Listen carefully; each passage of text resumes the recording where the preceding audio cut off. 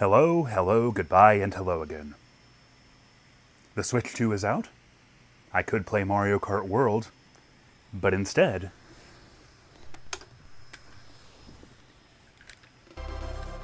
I want to talk about Donkey Kong.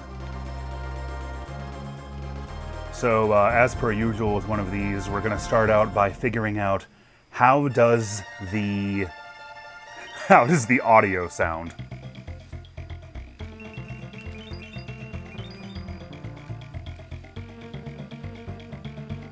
And also, is this working at all? It's been a minute since I did this. And as of right now, I'm not even sure if you guys are actually seeing this. Looks like it's working though.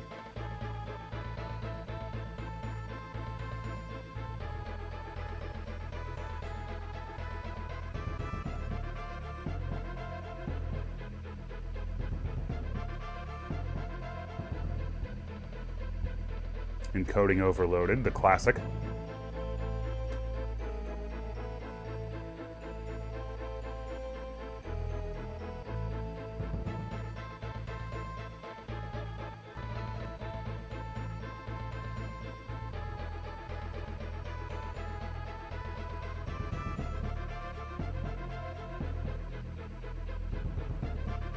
Looks like it should be working. Might need to lower the bitrate.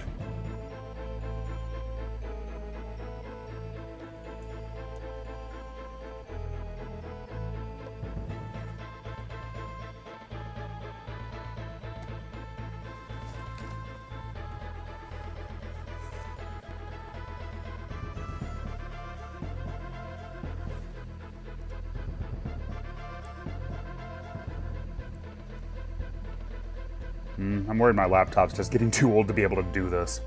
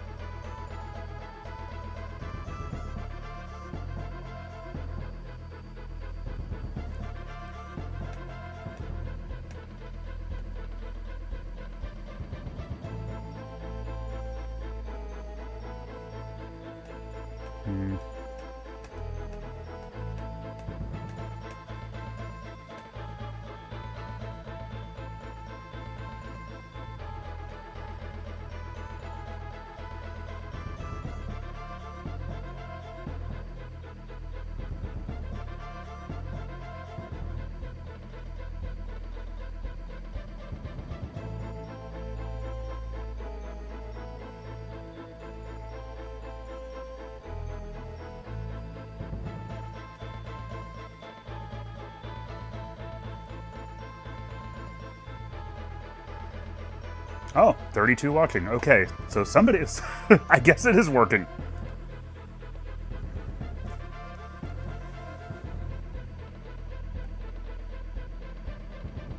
Man, I'm out of practice on this.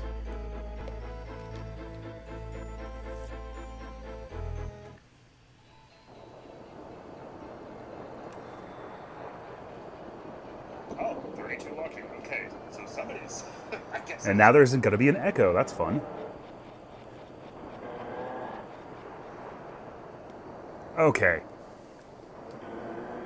Yeah, did you guys know they actually made a sequel to Donkey Kong Country 1? It's true. Okay, I can finally see the chat now. So I can finally once again ask. I need to get a new laptop if I'm gonna stream. I can finally ask, how's the audio? Do I sound okay? I got a new mic since the last time I did this.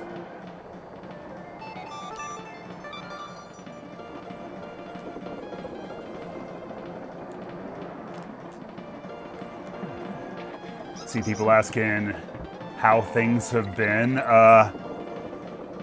It's been a rough. What's it been, like 6 or 7 months? Oh look, all the Crim coins. I did it. I found all the bonus stages.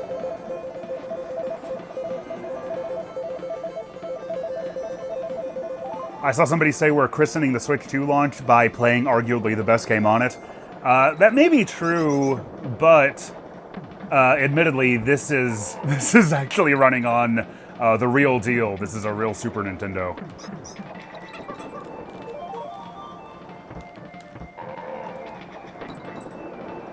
Which means I'm not going to be able to use any, like, rewind functions or anything like that.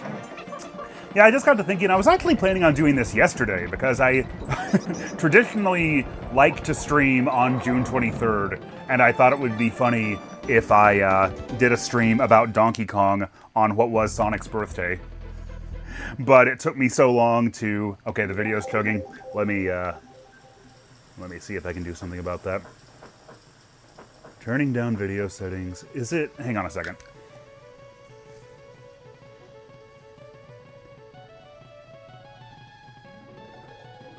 I like how I've been streaming for like over 10 years, and it's still just a gigantic troubleshooting thing every time because I do it so rarely. Okay, what's my output?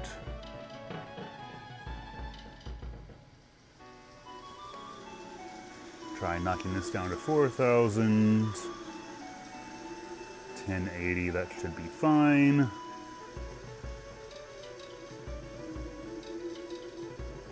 Yeah, I'll try that, and I'll knock it down. I'll knock the resolution down if that doesn't help. Because, yeah, it's still saying encoding overloaded.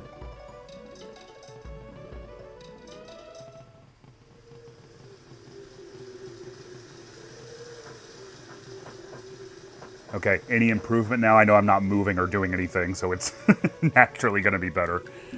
We'll see how it does.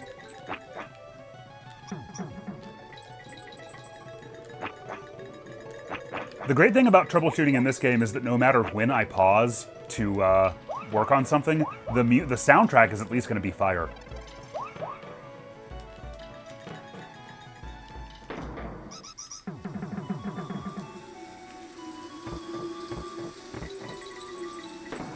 Oh, no shade if you use rewind. I do it too sometimes. Even on games like this where I ostensibly know them and should be really, really, really good at them.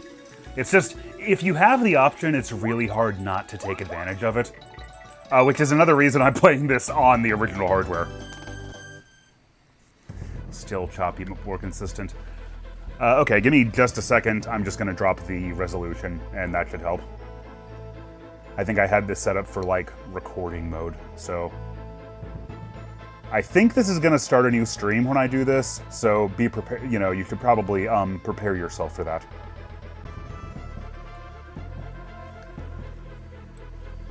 Okay, knocked it down to 720p. I think I usually have to do that when I stream on this laptop.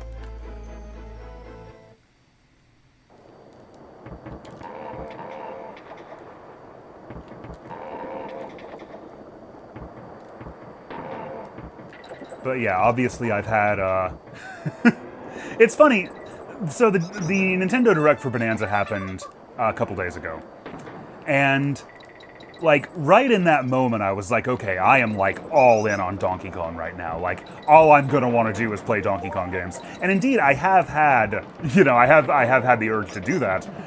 And then what sort of ended up happening was that after all these, you know, this came out like 2 years ago, I've gotten really into Tears of the Kingdom. I think when that game originally came out, I was very, very, very burnt out on open world games.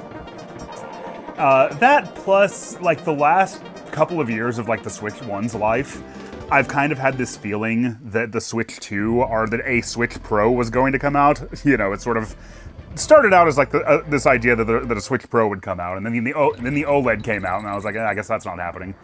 But now the Switch 2 is out, and basically what it is like, in terms of its backwards compatibility, it pretty much is like that hypothetical Switch Pro that we never actually got. So yeah, like Breath of the Wild and Tears of the Kingdom on Switch 2 are absolutely fantastic. But as a result, I haven't played as much Donkey Kong as I thought I would. But I swear, like I said, like the the past 6 months or so, it's just kind of been one thing after the other. And just looking at that footage of, like, what I think it's called the Ramby Rumble mode. Like, there's this one screenshot of DK and Pauline on Rambi racing Diddy and Dixie also on Rambi, or at least a rhino that looks like Rambi. And I keep looking at that image, and that's like, okay, that's what we're holding on to.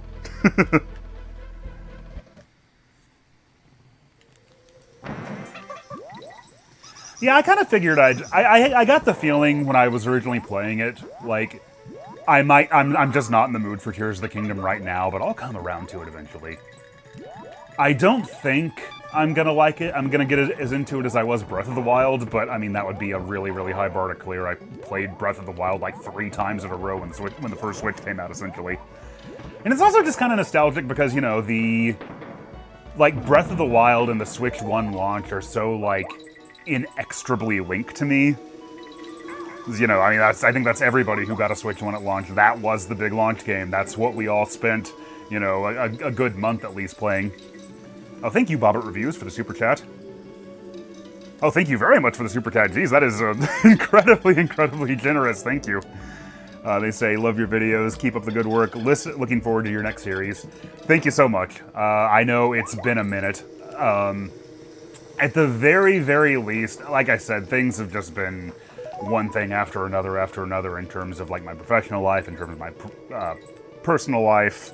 And, you know, I've got a few scripts running, and it's just been kind of hard to, you know, get in that mindset, I think, with everything going on. But I'm sure I'll get there. At the very least, I'm still on to do Prime 4, like when it comes out. But yeah, thank you very much, Bobbert Reviews. That's absolutely not necessary, but very appreciated.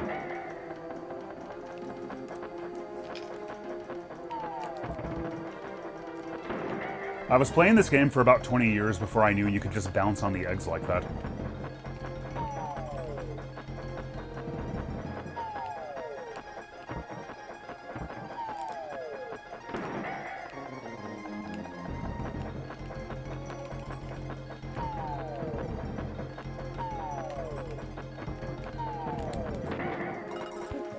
So, weird gaming idiosyncrasy I have is that I don't care about the individual levels, but for the main map screen, I always try to beat each boss as the Kong who stars in the game.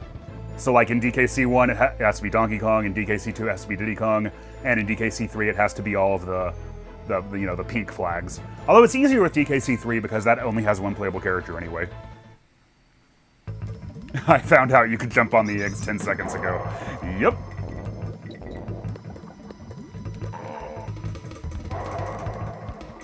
I can't remember where I found that out, but I've been doing it ever since. I know I'd been playing the game for a long time before I learned it. I had a friend about 10 years ago who was really, really, really into speedrunning, so if I had to guess, I'd say it was probably him. And thanks for the kind words, everybody. I mean, you know, I'm not, like, trying to, like, throw a pity party or anything. I'm okay. You know, I've had some family health issues, and that in addition to just the state of the world. But let's not get into that too much. Let's focus on Donkey Kong. Somebody said I've been playing DKC 2 since I was a toddler. How am I just now learning this? I love that stuff in games, though. I love when you think you know a game like the back of your hand, and then you find out something new about it. Yeah, exactly, Ren. Thoughts on the Bonanza Direct? Man, I am just so freaking excited to just see Donkey Kong be put in, like, this position, you know? Like, yeah, the Switch 2 launched with Mario Kart World, and that makes a lot of sense. Like, I think that's Nintendo, like, putting its heaviest hitter forward. But for Donkey Kong to be, like, essentially in this, like, killer app position, like, the Donkey Kong franchise has absolutely not hit this level of, like, importance or notoriety since at least Donkey Kong 64, and honestly probably going all the way back to the original Donkey Kong Country. So, And it's funny too because you can see like the disconnect with how important, or how, you know, I've talked about this in videos going back years, how there's to a lot of people, Donkey Kong is like an ancillary spin-off of the Mario franchise. He's like a B-tier Mario character. And whereas, like, to me, Donkey Kong, like, in the mid-90s, especially before the N64 came out, there was this period of like 2 years where Nintendo of America, for all intents and purposes, almost treated Donkey Kong Country like it was the Nintendo mascot. So, yeah, more than anything else, like, I know some people have gotten, you know, there's always going to be the discourse out there. I know some people don't really care for the new design, or like they feel like it's skewing too far away from the country games, which, I mean, I don't really see that so much. I think that there's, you know, by mere virtue of being a 3D platformer, it was going to be different no matter what. But mostly just, it's, you know, it's been 11 years since Tropical Freeze came out even.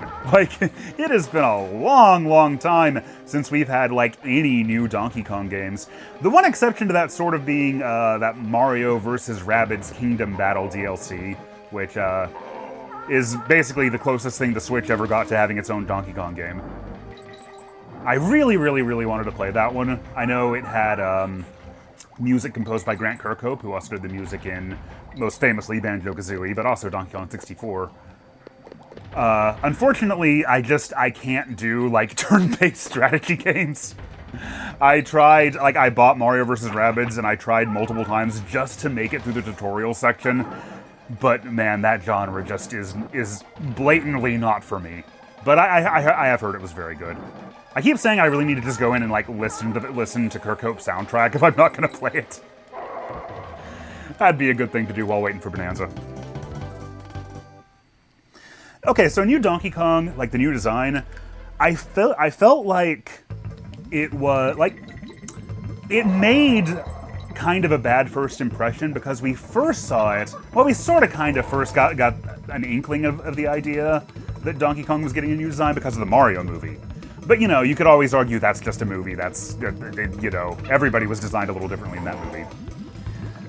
But the first time we actually saw it in-game was I believe it was back in January? Might have been early February, when we saw that Mario Kart World teaser.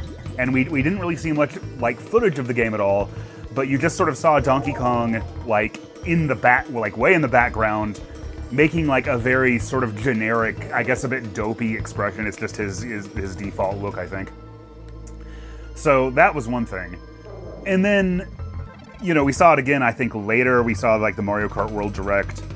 But then seeing it in Bonanza for the first time, like, in its reveal when he comes crashing through the wall, and, like, now we know that there's gonna be, like, oh no, one dead monkey, for the record. Well, I guess two, because both Diddy and Dixie fell down there, but you know what I mean. But yeah, now we know that there's going to be, like, costumes, like, very similar to Odyssey, because this is very blatantly made by, if not the exact same team as Odyssey, like, offshoots within it. It's very Mario Odyssey coded. But, you know, so DK comes smashing through the wall, and he's, like, wearing pants. And, you know, that alone kind of just, like, threw me off for a second. But the more that I've seen it in action, so to speak, and the more that I, especially, like, playing Mario Kart World, like, oh no. Had to save myself there. I've definitely come around on it. Like, I think it's just incredibly, incredibly expressive. It helps that, like, when he like lowers his eyebrows and makes angry eyes. Oh, I don't know if I'm gonna make this.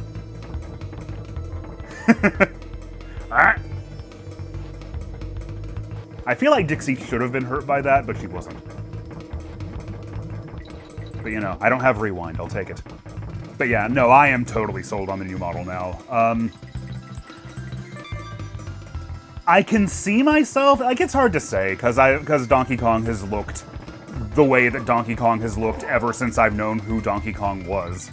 You know, of course, the DKC look was itself a redesign, but I never knew who or what Donkey Kong was before DKC. So to me, that like, and to most people, I suppose at this point, that like Rare's Donkey Kong has always been Donkey Kong.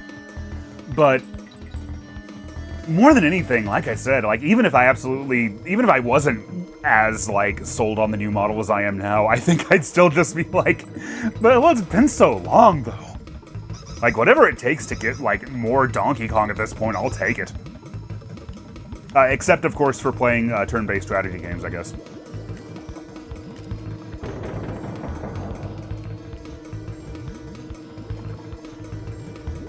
And it is a bit funny, though, that Nintendo has spent, 7 years now planning and then building a Donkey Kong Country theme park that's incredibly tied to, the class, well, I guess like the retro era aesthetic. So, but the theme park was like planned and like plans for it were pretty much finalized around 2018, I think. And I get the feeling that they didn't like really have the plans for like a redesign nailed down until maybe around the time the movie came out, or at least the time the movie was in the planning stages at least. So probably just timelines being a bit screwy. Red Hot Ride, by the way, is one of the, I believe, 3 levels in this game that I don't particularly like. So I'll note the other ones as they come up. I think it's one of those levels kind of like Sky Chase Zone, where its gimmick is really, really, like, unique and cool the first time you play it, but the more you play it, the more, like, the more it kind of wears out its welcome, just because it takes a long time. There's probably something you can do with, like, Rambi's charge jump to speed it up. Should try to figure that out. Although, honestly, typically, these first 2 worlds all have warp barrels in them that let you just skip the level entirely, pretty much. And typically, I just do that with Red Hot Ride.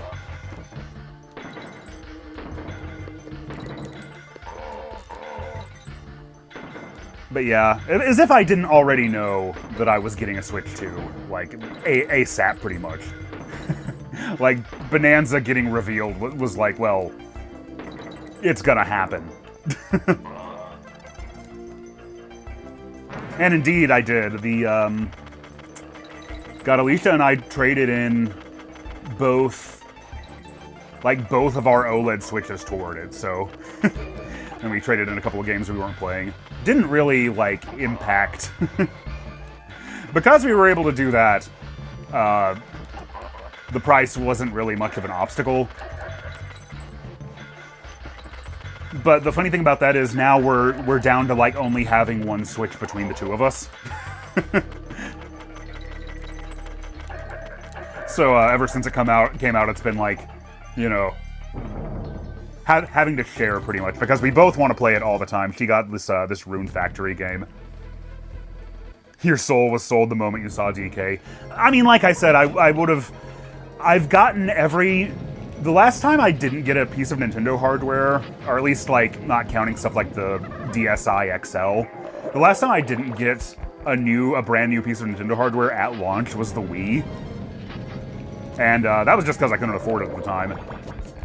I stood in line all night with my best friend at Best Buy, because he was getting a Wii.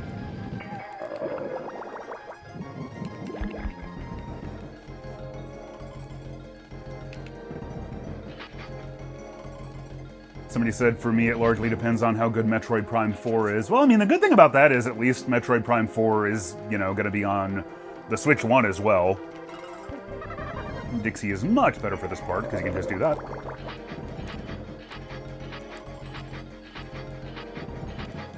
Although, do we know it? Is it going to be 60 FPS on the original model Switch?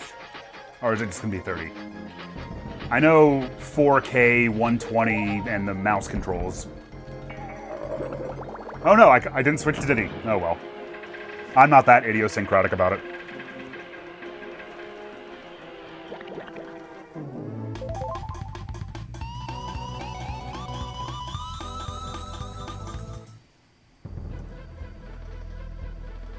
Somebody said I'm going to pretend I knew that. Pretend you knew what? I was kind of off.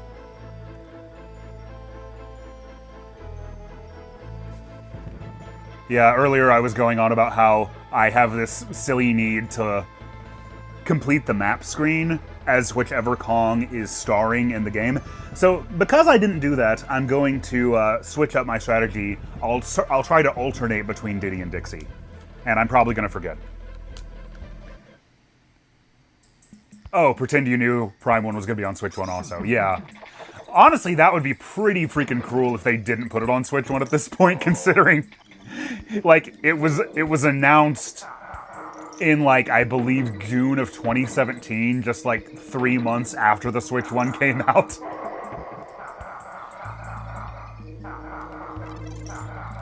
But yeah, it's going to be one of the Switch 2 edition games, I believe.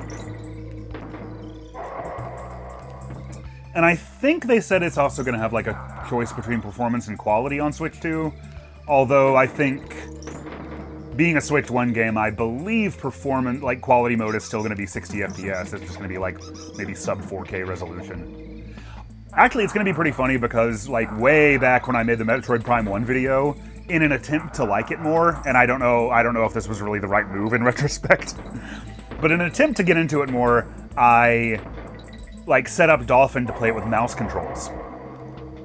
And so it's kind of funny that now, after all this time, like, a Metroid Prime game is just going to have native mouse-like controls.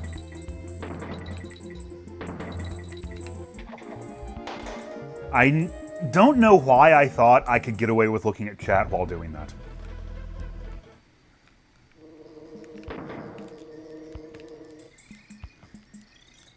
And he said, thoughts on Bonanza? Well, I was talking about that earlier, but I know people coming in at different times. I bet that's going to be the most common question. But you said it looks more worth $80 than Mario Kart. Yeah, so like, people, you know, go hard on that $80 price tag, and I get it. But the fact of the matter is that, like, almost nobody except for Heil Slush Russell, who owns Mario Kart World, has paid $80 for it right now. Although I guess the concern is, like, okay, eventually this bundle is going to end, because the bundle, if you don't know, is like $50 more than the regular Switch, and that comes with Mario Kart World. So that's what I got, that's what almost everybody got. When I went to pre-order a Switch 2, I remember they had, like, there was, I don't know, like 30 of us in line waiting, and I think about 27 of us, you know, selected the bundle. So that's how almost everybody got it. Oh, by the way, epilepsy warning right here, because I'm playing the Super Nintendo original. If you're photosensitive, or if you're you know, sensitive to that sort of thing, you might want to, like, look away for this level, because every time I turn around, this the glimmer is going to shine his flashlight directly into the screen. They patched that out in the GBA versions and in the Virtual Console versions and in the NSO versions, but on original hardware, the Pokemon Shock incident hadn't happened yet, so game makers didn't really... Yeah, there it is. Game makers didn't take those sort of precautions so much. Oh, but the other thing is that, yeah, DKC, like, or rather Donkey Kong Bonanza, is going to be a $70 game, not $80.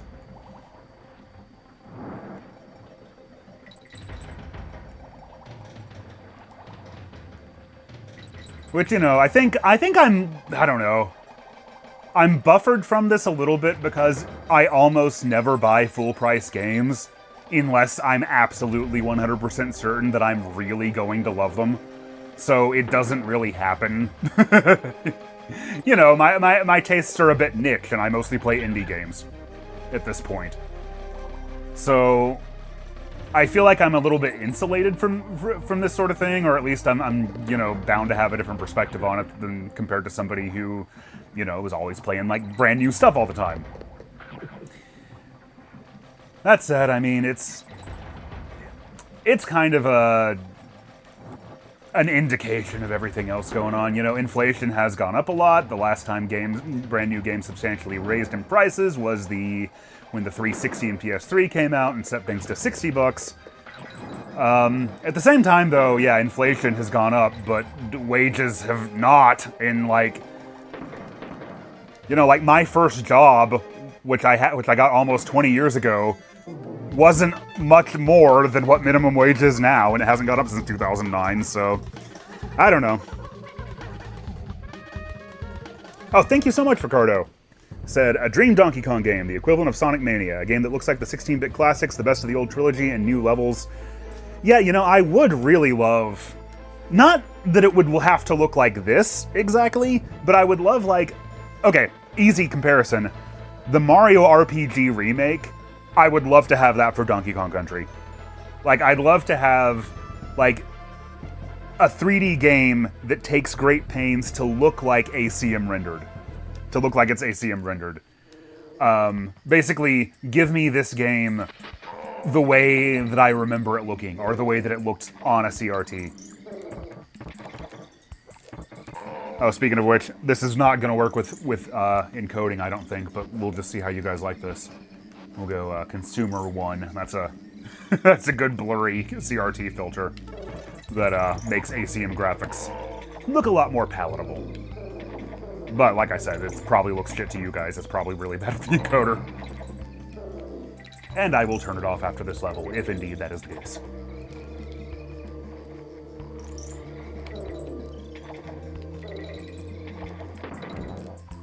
Oh, I just realized I forgot to do something.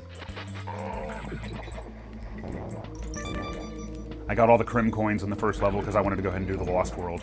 Because I'm kind of curious, like, I think I know what's going to happen, but I was like, I wonder what happens if you do the Lost World before you ever beat K. Rool the first time. And you're not supposed to be able to do that, so I'm sure it's just going to play out the ending as normal.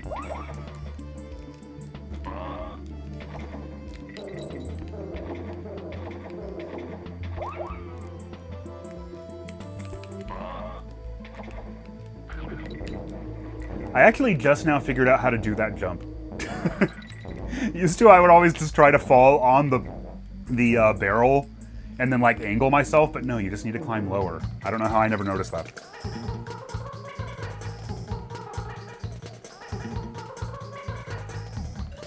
Ooh, talk of K. Rool. Is K. Rool gonna show up in Bonanza?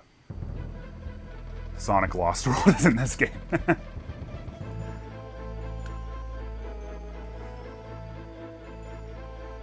So, do you like the CRT filter? Should I keep it on, or do I turn it off? Or do you not have a preference?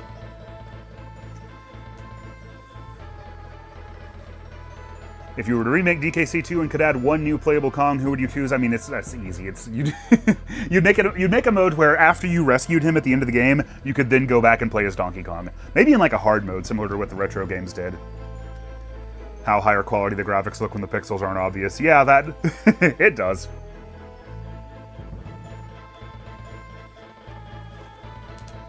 Ooh, we're splitting the room. Some people saying they like it, some people saying they don't. I'll play one more level with it, I'll tell you what, so you can... Ooh, and what a great level it is.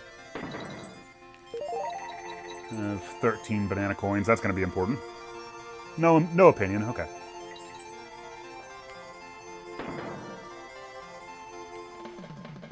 Video compression makes it harder to see when the filter's on. Yeah, that's what I was afraid of. YouTube compression rarely plays well with CRT filters.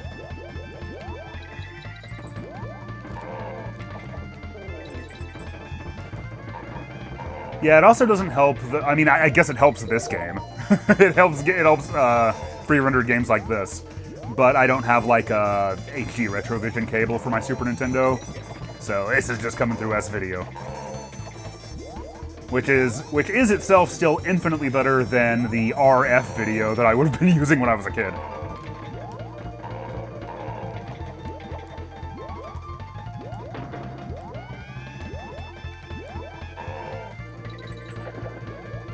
Back then, my parents had a game console so old that you had to, like, get a screwdriver to attach it to the TV.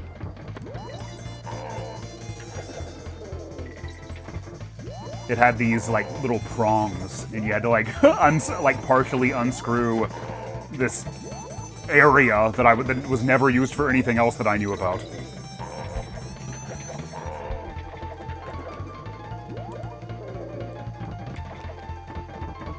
That was the Atari 5200. My dad used to always brag that they played so much football on it that they went through, like, I don't know, a dozen pairs of controllers, and I thought that was crazy. Aw. And then later I found out that the Atari 5200 controllers were just absolute pieces of crap that broke incredibly easily. This is a retro tink, 5X. But okay, let's get rid of the CRT filter. So we can see every individual pixel of that pre-rendered snake, actually. I was about to say monkey, that's not right.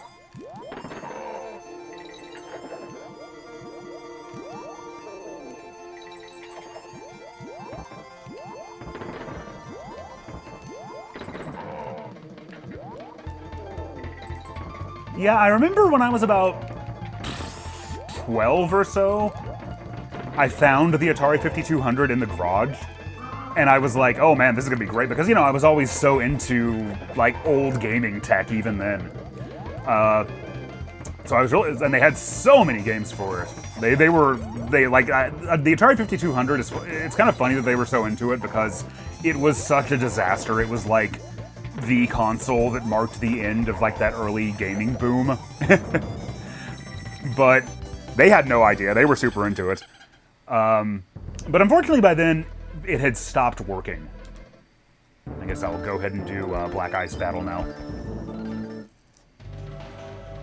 Contrast ratio a lot better with the filter off too. Okay, that's cool. How do you feel about the Diddy and Dixie redesigns? I'm not, like, that. I feel like they're a lot less. We haven't gotten, like, a super good look at them yet. But I feel like they're not as extensive as what they did with Donkey Kong. Actually, it's kind of funny. They're like, Donkey Kong started appearing. Oh no. That guy gets me sometimes. Like, he falls down here and just keeps running into me. Anyway, there was this, like, promotional, this, like, 2D promotional art that has been around for a good chunk of time now, but Donkey Kong got redesigned in it. And, like, he appears next to Diddy. And, like, we recognize that pretty fast. And then, like, that one takes away your lives. Like, several months later, I think, somebody actually noticed that Diddy was actually different, too. It's just, like I said, his redesign isn't as noticeable or as drastic. But, God, I was so happy when I saw Diddy and Dixie in the background during the direct. Like, Alicia didn't notice at first. I was like, oh my god, it's Diddy and Dixie. They first showed up way in the background extremely early in the direct, and I don't think anybody saw them then. And then they showed up in the amiibo section, like behind a counter. That's probably the Ramby Rumble counter. Aw. Can't jump on those guys.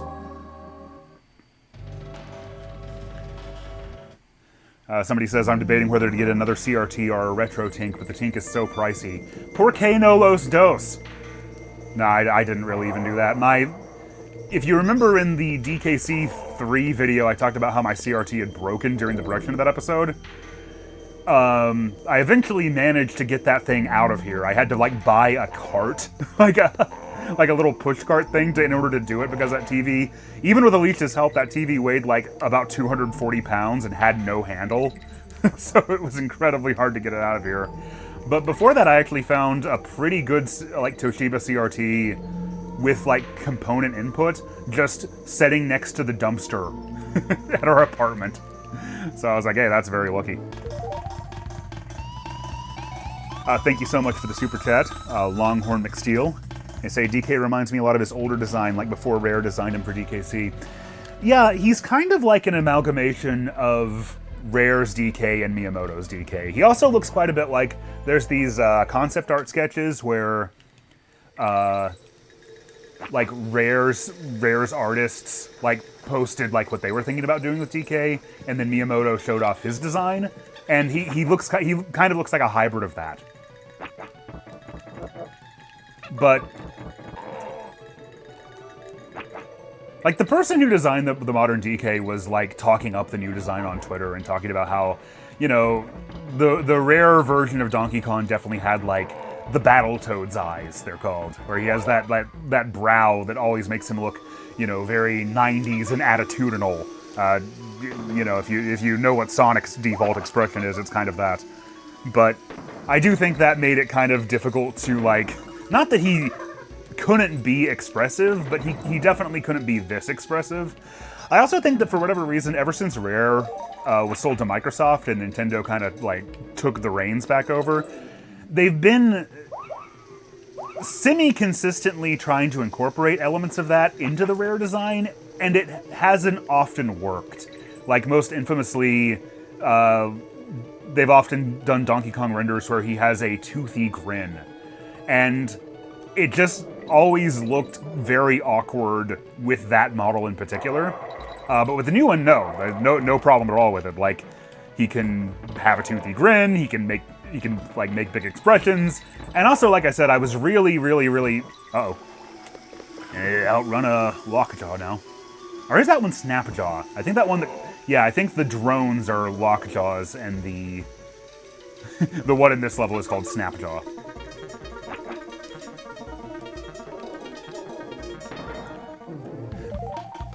But anyway. Oh yeah, I was gonna say what really sold me on it was just like, seeing that the new Donkey Kong design can still totally make those attitudinal expressions. he can lower his brow into that smirk. Oh yeah, the retracting teeth from Mario Kart 8. Somebody says, what is a retro tink and why is it $750? They're not all $750, although I'm sure tariffs are probably going to push up the prices more. The retro tink is a device that lets you plug in old video game consoles and properly convert them for HD signals. So, you know, you can see all the different inputs that this one can take, and there's like a higher tier model now. What's it called? The 7X? No, it's called the RetroTink 4K. That's the $750 one, I'm sure. Because I did not pay that much for this one. But it's got... It basically lets you get, like, really good footage of classic consoles, if you have the right cables to hook them up with. It's not particularly necessary for the most part, unless you're just really that dedicated to playing on real hardware, and or you're some sort of a, you know, a gaming YouTuber or a streamer or something to that effect. Somebody says, I hope that both designs can coexist with each other, kind of like modern Sonic and classic Sonic. Well, hey, classic Sonic took a good dozen years to come back, so... If that does happen, I still feel like this is going to be the default Donkey Kong for quite a while. For the foreseeable future, anyway. And hopefully he won't go through the same sort of, the same sort of calamity that Sonic went through. That sort of necessitated, that drove people to want classic Sonic to come back as much as they did. Somebody says, would you be able to play on a CRT at the same time using the RetroTink or only the HD display? With the RetroTink by itself, you can only play on like an HD display because it only has an HDMI out. I'm a freak and I'm not normal, so I had to like get more converters and more shit to be able to do that. So you can do it. It can be part of your chain that lets you play on a CRT and record at the same time. But with just the RetroTink by itself, no, you can't do that. If you do have interest in... These things are often sold out because they're the most economical solution. There's something that I believe is called the RetroTink 2X, and it's relatively a lot cheaper. Like the last I checked, I think they were about, God, I don't know, $70 or so. But it doesn't have like all the bells and whistles of like the more premium models, but it will at least like make old hardware look like reasonable on a modern display. So especially if you have any interest in playing like on original hardware and you don't have a CRT, I would definitely recommend at least getting something like that. But there's all kinds of, you know, information out there about that. Oh, thank you, Caleb Ricks. Hey Josh, thanks for watching for quite a few years. Thanks for all the wonderful content, and here's my favorite song. Yep. In a vacuum, I said that there were 3 levels in this game that I didn't really like so much. This is one of them, but, I mean, the aesthetic and the music at least makes it passable. I don't like it just because it's nothing but a barrel maze, pretty much.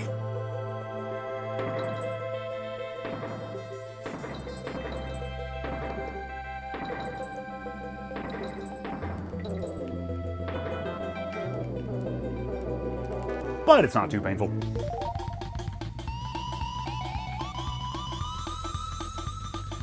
How is this song's name spelled? Sticker Bush Symphony or Sticker Brush Symphony? God, I always forget.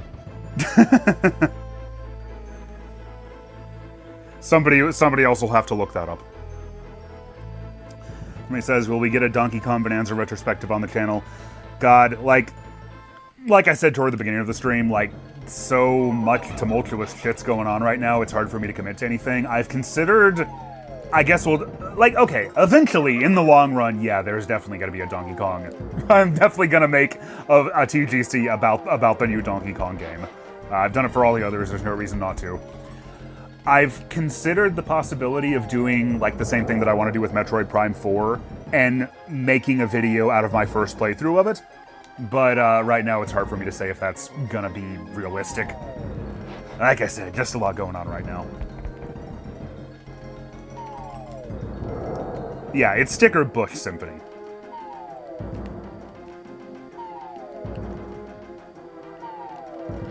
Now, we did get into a controversy with that Nintendo Music app because Mining Melancholy, the name for the mining stages in this game, that was never actually an official name. That name was made up circa, I want to say 2000, by DK Vine.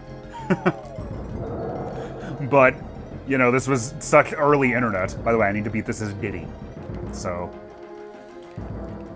that just kind of, like, caught on, and now everybody knows it as Mining Melancholy.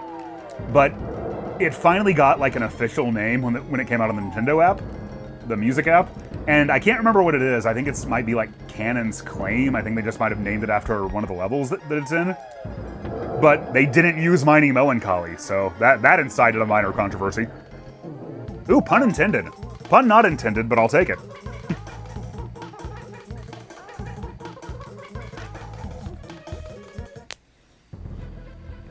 Okay, so next time, Dixie.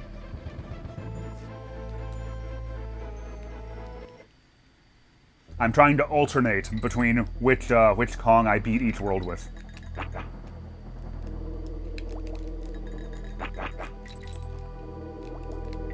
I also need to go back and play, oh no, I can't remember what it's called, the first Lost World level.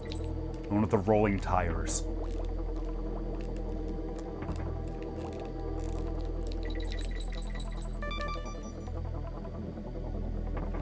I remember that oh, let's go get Squitter.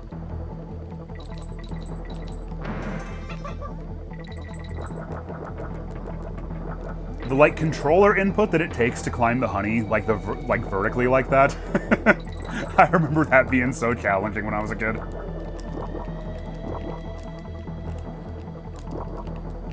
Also, when we were originally playing this, back in '96, like, none of us, and I say us because I played through this entire game with, like, these 3 brothers who lived in the neighborhood, and, like, this was, like, through, like, the winter and spring of 1996, like, this was all we did. And there were, like, there were parts of individual levels that each of us were good at. And it took us such an incredibly, like, what seemed like an incredibly long time to get through it. But anyway, until we got to Web Woods, like, which is in the second to last, like, major world of the game, we didn't understand how Squitter's platforms worked. Like, we knew he could do it, but we would always do it by just kind of, like, mashing every button on the controller until it worked. But, you have to understand how to do it to get through Web Woods. So, we got it then.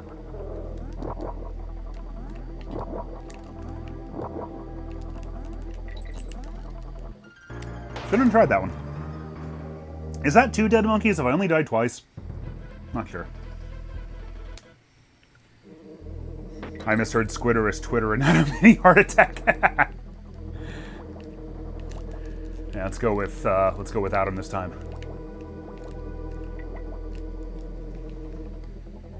David Wise knew how to make a giant beehive seem like a perilous journey with his music. Yeah, Jesus. Oh yeah, in Donkey Kong Land 2, you have to like fire the regular projectile and then hit the select button. Because the Game Boy just didn't have enough inputs. Oh, thank you so much for the super chat. Dekudo. That's probably how you say that. Just checking in to tell you I really appreciate the work you put into your videos. I really love watching them, especially the DKC3 video was great in my opinion. Yeah, thank you so much. I think the April Fool's DKC3 video is like... I don't want to like... I don't know. If I had to pick what my best episode is, that would definitely be on the short list. I'll just say it like that. I think like everything that I wanted to do with that one really came together, and I had a lot of fun making it.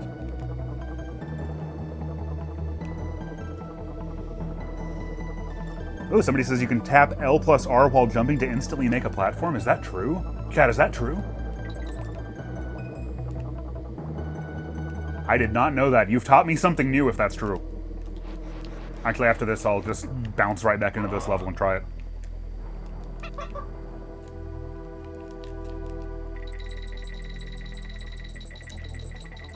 Weird little shortcut up there. Shouldn't have tried that jump. Is that where I did it last time? Okay, I guess I'll try it now.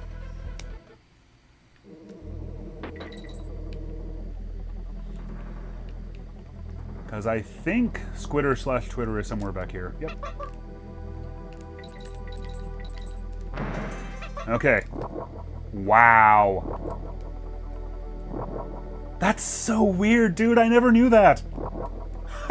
You know, I said earlier how much I liked, because I always see people do that, you know? But I always thought that what they were doing was just, you know, holding A and hitting A and down and just doing it like this, because that's what I've always done.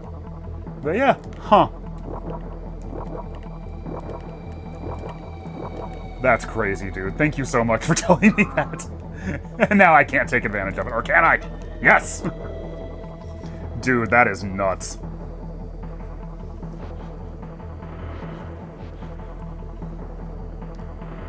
You said you uploaded the April Fool's video on Sonic Triple Trouble the exact day I actually beat it. Hey, props to you for knowing that game exists, you know? Sega tried really hard to, like, scrub it from history.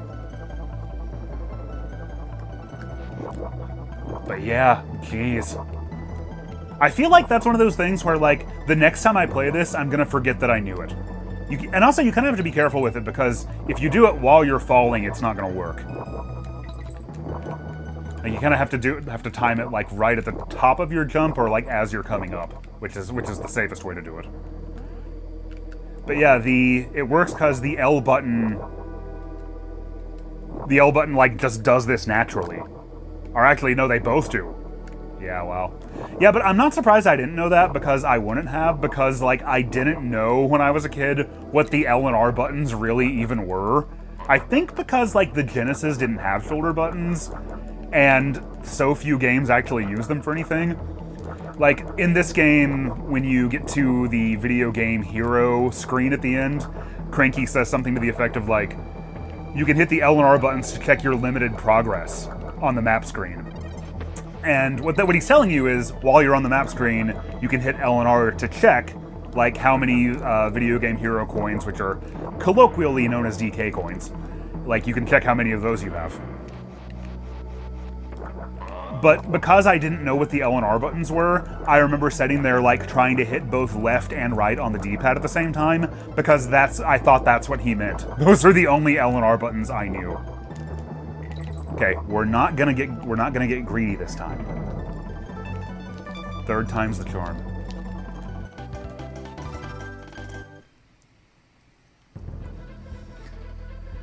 He says, have you ever considered revisiting AM2R with all the community updates it's gotten over the years? Yeah, like, I don't know if I'd do another video on it for that, because I feel like it'd be, like, I'm not sure, like, just how much has been added, but I feel like it'd be a lot of the same thing. But that would make for a really great stream. I've, you know, I know I've done, like, marathon streams of Sonic several times.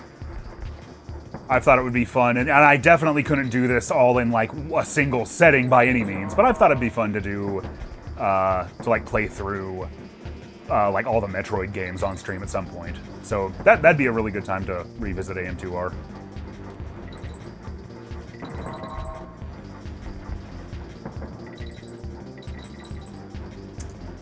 I was talking earlier about how me and the other kids in the neighborhood spent like the first chunk of 1996 just agonizingly playing through this game, which was like way too difficult for any of us. But I remember this level in particular being one that just just walled us for a really, really, really long time. And I remember it particularly because, for whatever reason, I got really good at the first half of it, and then one of my friends was really good at the second half. So like when we were trying to get through it, like I'd get to the save barrel, pause the game, and then hand the controller off to him.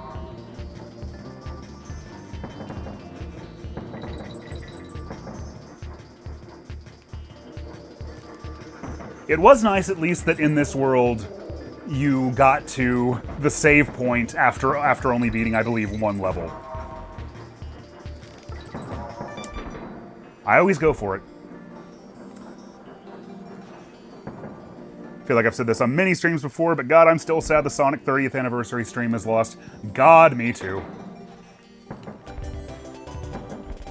If you don't know what that is, on the 30th anniversary of Sonic, June 23rd, 2021, I spent 18 straight hours streaming like every mainline Sonic game released to that point. It's the biggest marathon that I've ever done, by far. And what I didn't know, unfortunately, was that if a stream goes over 12 hours, then YouTube doesn't save the VOD of it. So, you were either watching it then, or you never see it. But yeah, I tried to get in contact with YouTube support, and they said I was actually able to, which is kind of remarkable in and of itself, but they said there's nothing they can do about it. Still, I'll remember that for the 40th anniversary marathon. Which, come to think of it, if they keep making games like Sonic Frontiers, that's gonna be, I'm not sure how I'm even gonna handle that. Because, like I said, playing every mainline Sonic game took me about 18 hours back then. A single playthrough of Frontiers is, like, about 30 hours for me all by itself.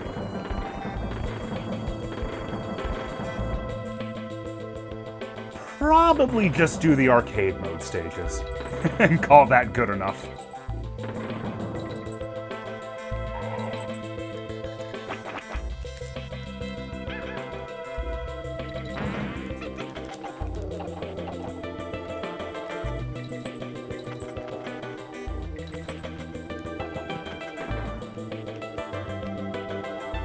I realized I was talking over Bramble Scramble, and I didn't want to do that so much.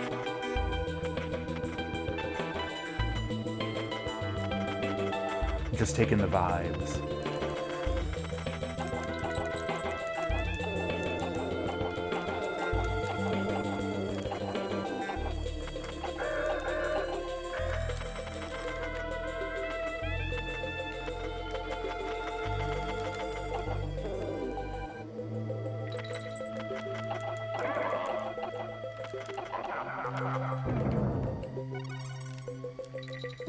Beautiful.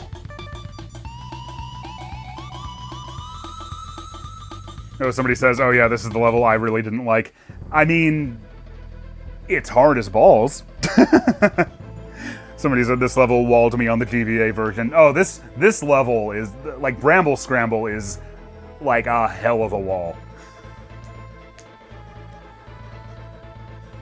Like, if you had to beat it before you could get to a save point, I don't know how we would have ever done it. Speaking of which, I need to go back and do the first Lost World level before I forget.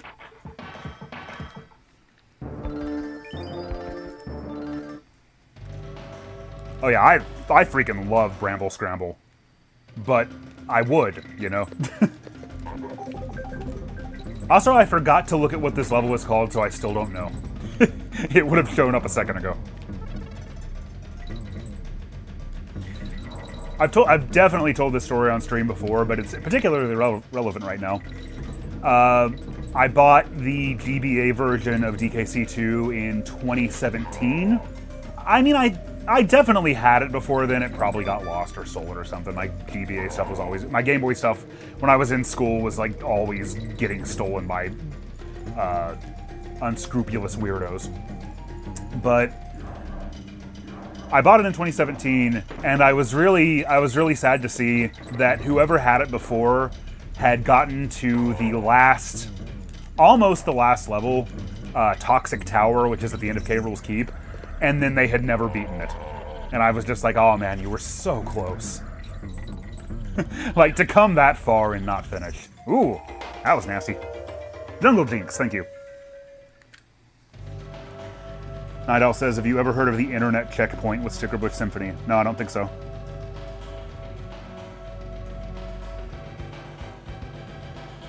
It helped when I realized that Squawks was immune to brambles below him. Yeah, that really... that really does help.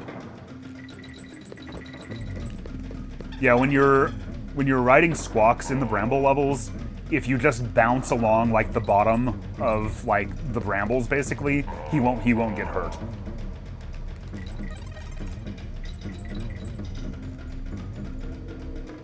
Somebody said you made it look easy. Thank you so much. It took a...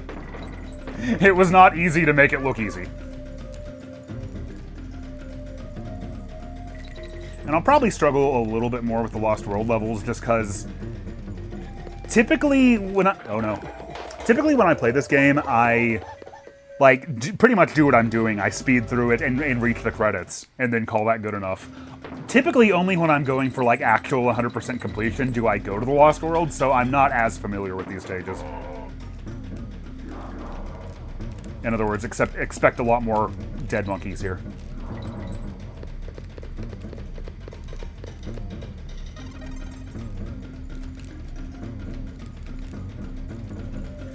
One thing I always liked about the enemy design in DKC was the way that like every enemy has, like, you can hear them. You can hear them off screen even. Like the zinger buzzes or the clomps clomping or the these guys. And in trying to, like, you know, get a script going through what's been going on, I've toyed with the idea of like doing a revisit of Donkey Kong 64, and I appreciated, like, when I was like getting some footage of it, was that it sort of follows that same ethos. It also has like enemy designs that are all just very distinct, and like the sound effects are very individualized.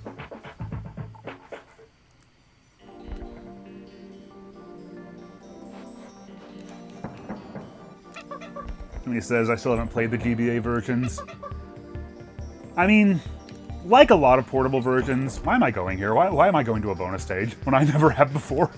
Oh, I know why. Because I'm going to need to focus a little bit, and it's going to be hard to talk at the same time. Oh well, I can do it anyway.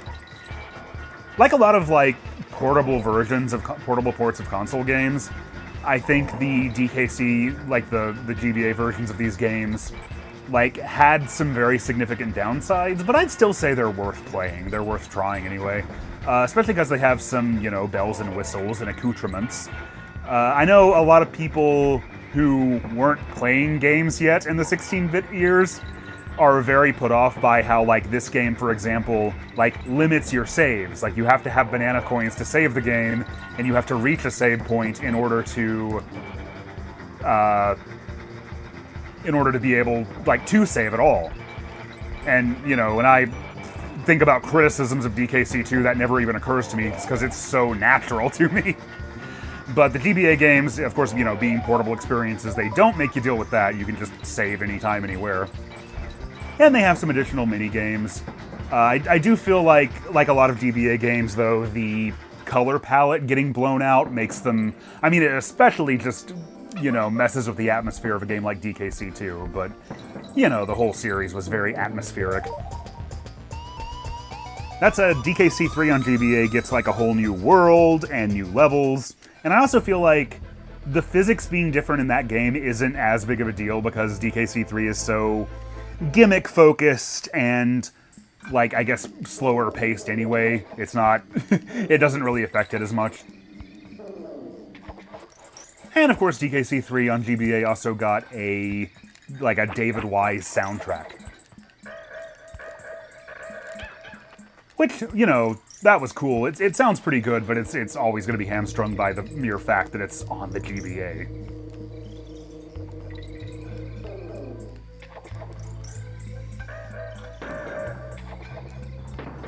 You said GBA emulators didn't have good gamma emulation until recently. Yeah, I know there's a hack of DKC 1 for GBA that actually, like, restores the SNES color palette. And that looks really, really nice. But last I checked anyway, there wasn't one of those for 2 and 3. Because the guy who made it said just, it took so much more work than he expected it to. I've always wondered if Cat o' Nine Tails here is, like, a bit of a stealth reference to Sonic, considering he has the same, you know, mono eye and the same color scheme. Of course, the big reference to Sonic in this game is the no-hoper sign.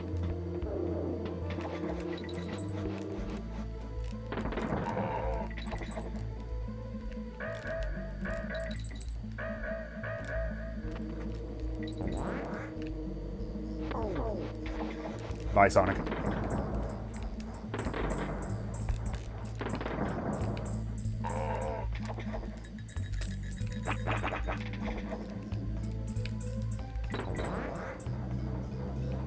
Gotta wait for it. Well, you can also roll jump. By the way, this is kind of a funny thing. I know so many people for Bonanza, like, they were hoping for Diddy and Dixie, or they're hoping for K. Rool.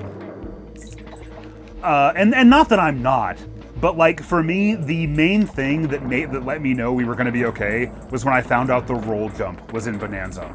I'm like, all right, they get it. The roll jump was a hallmark of, like, Rare's team. It's where you can, you know, roll off of a ledge and then jump in midair to gain extra distance. So, I knew they got it when I saw that Bonanza had the roll jump. Gonna go ahead and try to time this.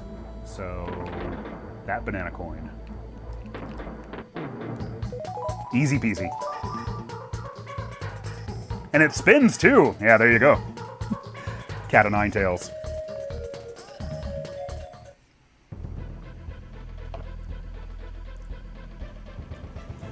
Yeah, the no-hoper sign is... We'll see it when we get to the end of the game.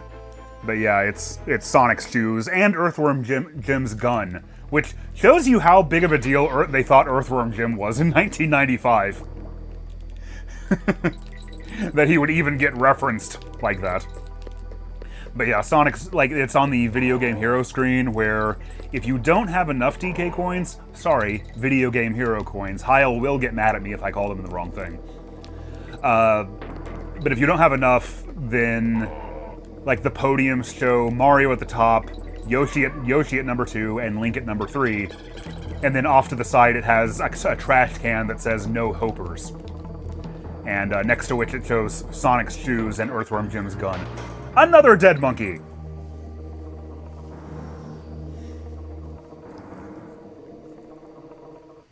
Oh, this level is called Ramby Rumble, not Racist Rumble. And he says, what are your initial thoughts on the animal transformations in Bonanza so far? So, the main point of criticism... Actually, I mean, I haven't really seen much criticism about it. Mostly I've just seen fan art, some of it worryingly horny, but regardless, of course that's going to happen. Especially when he's got a dump truck like that. But the main point of criticism I have seen with them is that, like, okay, why isn't it the animal buddies, right? And, I mean, for one thing, those big, like, Bonanza gods that we're seeing, like, they are very analogous to the animal buddies. Like, the ostrich, for example, is definitely riffing on Espresso. So, I wouldn't be surprised if they actually are in the game in some form or fashion. But, I mean, I dig the transformation idea. I think that what came to mind when I was imagining, the prospect of it being animal buddies was the way that Pokemon Legends Arceus sort of you know, came to a similar concept. I'm gonna have to focus through this point. But I mean, I like it. I think it's a cool idea. I think it does a nice job sort of showing the combined abilities of Pauline and, you know, normally I get that. Normally I get that no problem. But it's been a while. It has been a minute. I keep thinking his name is Espresso. I mean, that's fine. A lot of people think that the coffee drink is called espresso. And I'm sure that's where they got it in the first place. A swordfish bonanza form for water travel. I did get a kick out of how, when they were introducing the concept in the direct, the announcer was talking about how, like, oh, Donkey Kong can transform into a zebra and then run on water. As if, like, running on water was, like, the ability that real-life zebras have. I'm gonna keep throwing Rambi into the pit until I pull off what I want to pull off. Yeah, Darkwing puts it well. If we can't have DKC animal buddies, I'll gladly take Banjo-Kazooie animal transformations.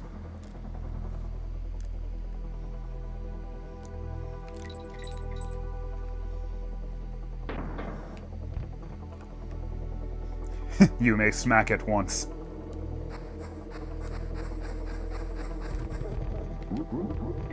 Oh, does Thomas the Tank Engine have a character called Espresso? That's funny.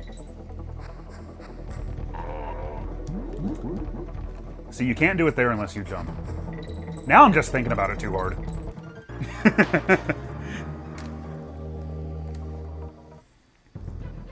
We're gonna lock in this time. I want to stop killing Rambi over and over. Although technically it's not Rambi, it's Dixie transformed into Rambi. So see, there is precedent for this. In a sense, maybe Donkey Kong is transforming into an animal buddy. Just animal buddies who happen to look a lot like him.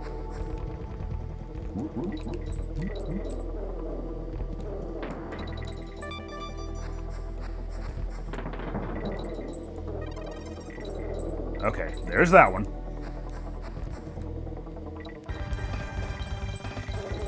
There we go.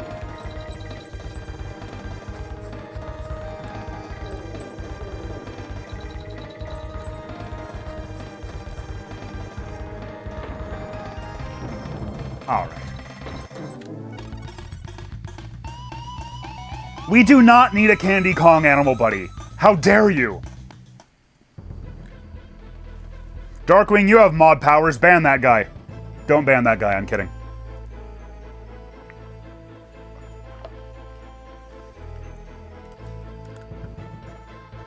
Rambi. Ha-ha! Okay, need to beat this one as Dixie, and I am Dixie, so no problem.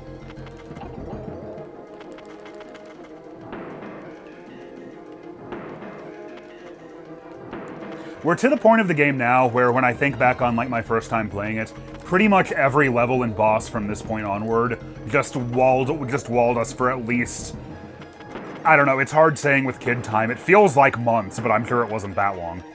But just every single part of this game past about the middle of World 2 was just a struggle.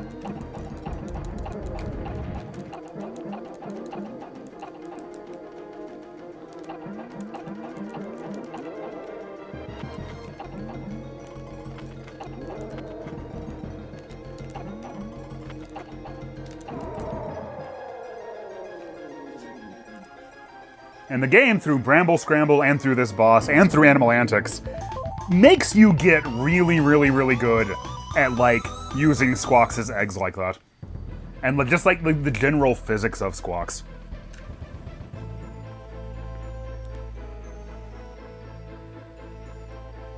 Need to check my notifications.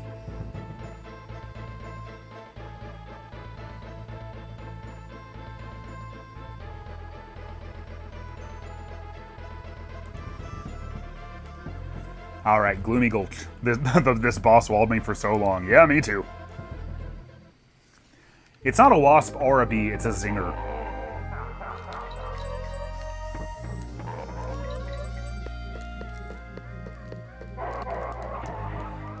Although, I do think that by the time we got to Gloomy Gulch, like, coming out of Crazy Crimland, the game was markedly easier from this point on, just because we had, like...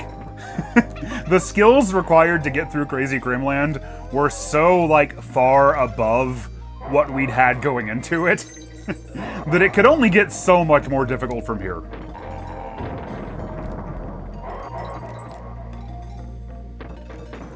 Although Webwoods was quite a problem.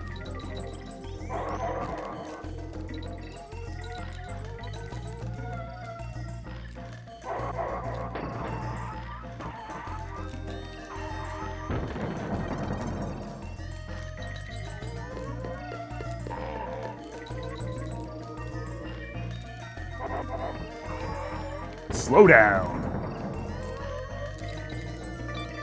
Actually, not really as much slowdown as I was expecting doing that. I think the game just didn't load in the ghost rope until the explosions went away.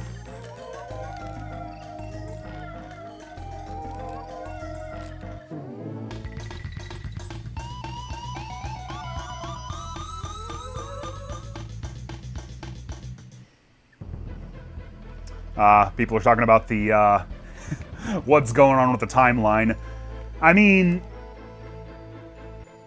I get why if you didn't know a lot about Donkey Kong's storyline, or like characterizations or whatever, you'd probably look at Bonanza and think that, oh, well, this is obviously like taking place in the past. This is an Odyssey prequel. And I mean, I'm not saying that that possibility is totally off the table, or that it doesn't make a certain amount of sense, especially because in Odyssey, Pauline is the mayor of New Donk City. And, you know, why does she have so much apparent love for the Kongs and, and for all this? Oh, it's because she went through this experience when she was little. But I really, really do, if I was a betting man, I would think that there's more to it than that. There's a mystery element to this that, and maybe I'm just coping. I mean, I'm not that married to the idea of what, like, Bonanza has to be one way or the other. Like I said, more than anything else, I'm just very happy to be getting new Donkey Kong. But the fact that they're depicting Pauline at 13 and, you know, very specifically saying, you know, this 13-year-old girl, and that they hid her identity behind Oddrock for a couple of months, or at least they tried to, thanks to Nintendo of Korea for making that way less of a surprise than it would have been. But yeah, I just think that there's a mystery element to this, especially because we've still got Cranky in the game, making reference to him being, you know, the original Donkey Kong, and that he fought a man in overalls.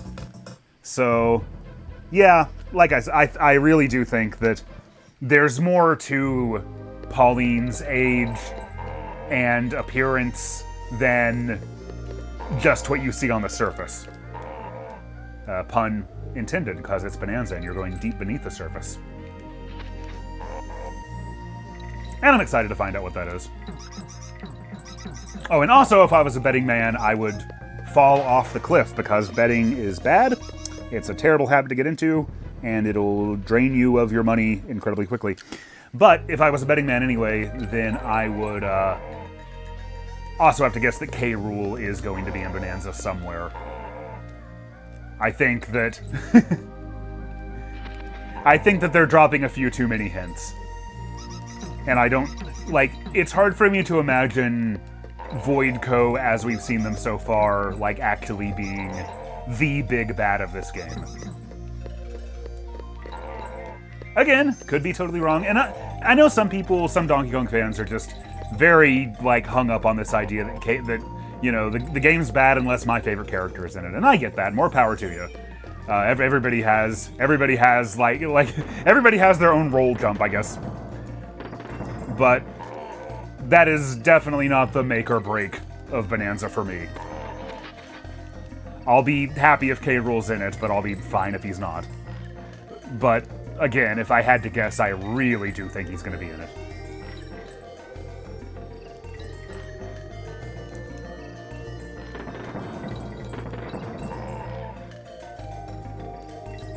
Yeah, as for, like, more specifically who Pauline is, I don't know. My early thoughts were like, okay, this must be, like, her daughter or a relative. And I still think the daughter idea is kind of a cool one, because then, you know, assuming that we're maintaining the rest of canon, it's like, okay, canon as established in the Mario movie, which I'm really hoping they go with here.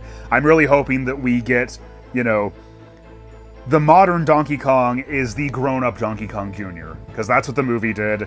I know it's kind of gone back and forth over the years of, like, you know, DK Jr. just being a completely separate character, but I've always liked the idea. It's the simplest idea, and it you know, explains where Jr. went.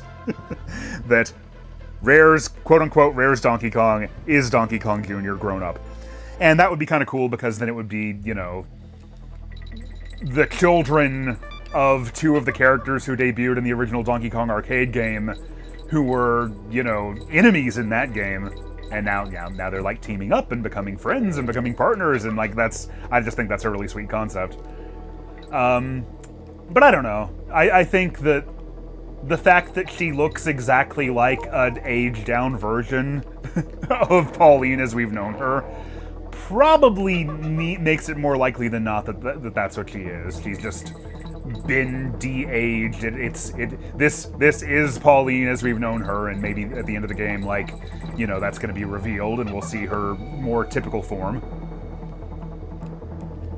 I don't know. More than anything, I'm just having fun, I don't know, thinking about it and speculating about it, and my god, having new Donkey Kong anything to discuss. Because it has been such an incredibly long time. When Tropical Freeze came out, I had never made a retrospective video before. Like, the Geek Critique was still in its like, nascent Let's Play era, pretty much. Like, that's how long it's been. To say nothing of how long it's probably been for some of you guys, like, there's somebody in the DK Vine community who was born in... I think if I remember right, they were born after Returns came out. like around 2011. So Bonanza is only their second Donkey Kong game ever that's come out in their entire life. Night Owl says, I really hope they put me in Bonanza. I mean, anything's... Hey, because of that little, like, sculpting creator thing, you know, you could put yourself in it.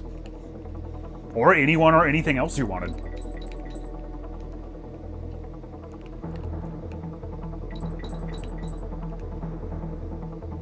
But I mean, as soon as we saw that, we all know what people are going to do with that. They're going to make K. Rool, because K. Rool needs to be in the game, right? Oh god, I know the music for Bonanza is just, like, I can't freaking wait. I, like, every section of the trailer of the direct had me, like, going back over it and being like, and this song, and this song, and this song. God, it's so exciting. And just knowing that, like, these directs are, like, only scratching the surface. You know? We've... Again, pun intended. Like, we've only seen a fraction of what's actually going to be in this game. And I feel like that was another thing that kind of, like, I've seen a lot of people who are, you know, less into Donkey Kong, who are, who aren't sold on the mere fact that Donkey Kong is starring in a game, who said that, you know, when, like, what they knew about Bonanza before, they were like, you know, that looks interesting, maybe I'll pick it up down the road. And then after the direct, they're, like, totally sold on it. And I think Nintendo, when they initially revealed Bonanza, because it seems to me like the reveal that Audrock is Pauline happens very, very early in the game. So I think those early, like, Treehouse streams and the reveal and everything was showing off a very limited selection of what Bonanza, like, actually has to offer. And I think they were doing that because, you know, the game wasn't going to be out for several months, and they wanted to keep most of the focus on, you know, the Switch 2 itself and Mario Kart World. And, so yeah, I think that just that direct seems to have really, like, increased the hype for this game, not just for Donkey Kong fans who were gonna be hyped for it even if it sucked, but you know, for the normies, for the more casual, more discerning Nintendo fans. And it's also just very nice this time to, you know, I know Bonanza has had, you know, some people who are very, a little bit on the fritz about the lore implications and what this means and whatever. But it's also just been nice to have people who aren't, for the most part, don't seem to be dismissing it outright, or at least not like mainstream gaming news outlets like Kotaku, the way they were with when Tropical Freeze was revealed, the infamous Retro's next big game is another damn Donkey Kong Country. And you know, meanwhile I'm sitting over here like, oh my god, that direct was amazing.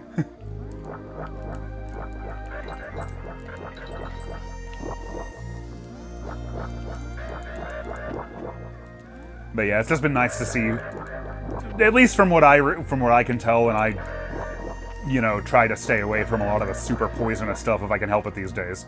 I certainly don't go looking for it, and boy, if you go looking for it, you can find a lot of toxic discourse for anything on the internet nowadays. But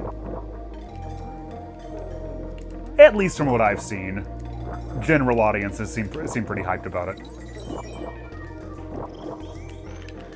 Also, you want to talk about a wall. Webwoods was definitely that. Because like I said earlier, until we got to this stage, we did not know how to make web platforms. We did not understand the controls for it. And again, if you weren't here earlier, somebody in the chat, like, they super chatted to tell me that you can use the L and R buttons to do the web platforms, meaning that you can put web platforms right beneath you just by hitting L and R at the same time. Which, man, teaching me something new about one of my favorite games of all time, which I have been playing for nearly 30 years. Thank you so much for that. Oh, talking about anything on the internet can be really unfun sometimes, to be honest with you.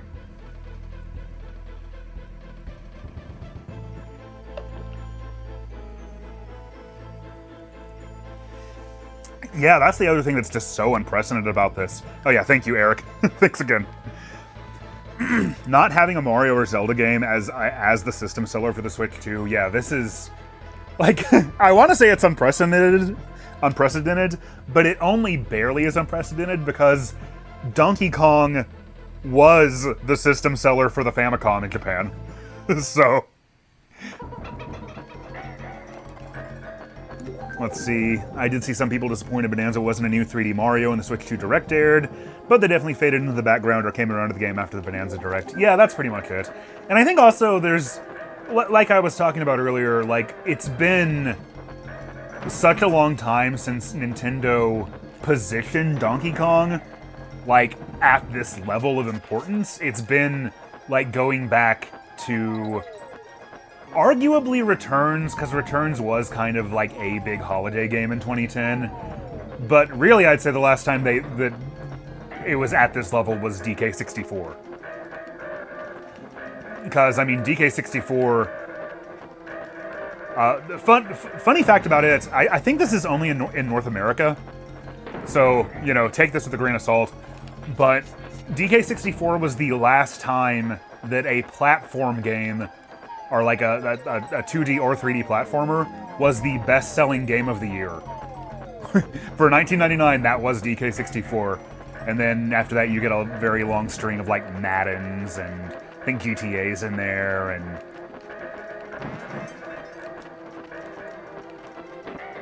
But yeah, I think a lot of people just sort of... Oh. I can't remember if I need to be Diddy or Dixie. I think I messed up my order. Oh well. Yeah, I needed to be Diddy that time. Whatever. Aw, thank you, Mindful Moron. Frankly, you're my favorite part of the internet at this point. I try to keep it going. That's all you can really do. You know, be the change you want to see in the world, I suppose. But yeah, I think there's a lot of misunderstanding that, like, Donkey Kong even can be like, positioned this way. It even can be this important. Like, the idea that it can be on this level. And, like, of course, the freaking 90s Nintendo fans know that. But, that was a little while ago at this point. So, yeah, the idea that, like, this is... Like, it's not literally Super Mario Odyssey 2, but it is more than anything else has ever been, like, the follow-up to Odyssey. This is... this is the big platform game for the Switch 2, at least for the launch window. And I also think that, you know, there was some criticism for the Mario movie that it focused too much on Donkey Kong.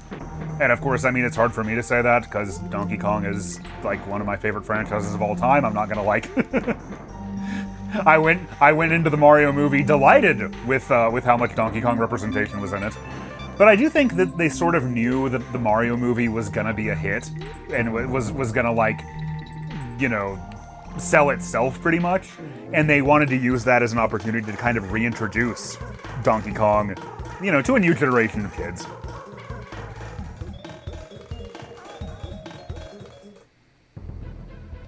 Oh, thank you so much, Mega Man X. They ask, will Silk Song come out before Banjo 3E?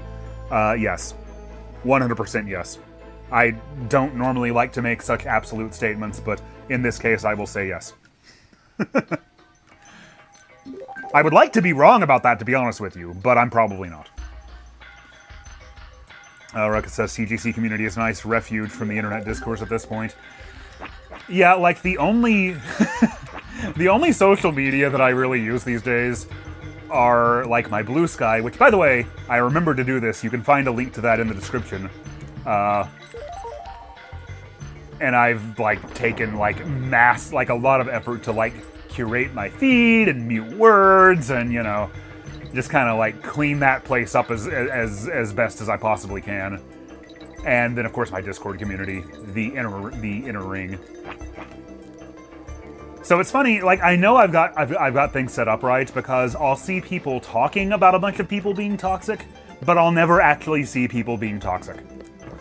And I'm like, okay. My system is working as intended.